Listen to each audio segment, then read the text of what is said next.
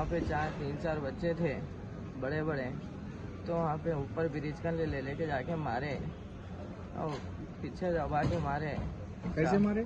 चाकू तीसरा वो दबा के चुप गए, वो चुप गई, वो कट गया। तो फिर ट्रेन आ रही थी, एकदम ढकल दी ना, तो पीछे बहुत बुरा मार लगा मेरे को। पीछे पहचानते आप लोग? नहीं पहचानते कौन थे, कि नए नए बच्चे थे ऊपर बैठे हुए थे ना।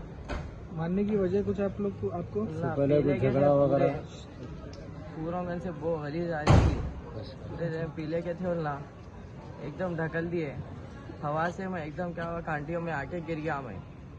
कितने जने थे? 4 जने थे।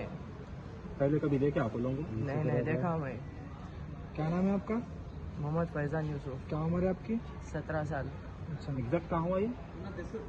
ये लंदन ब्रिज है पीछे, जयपुर स्टेशन वहाँ पे।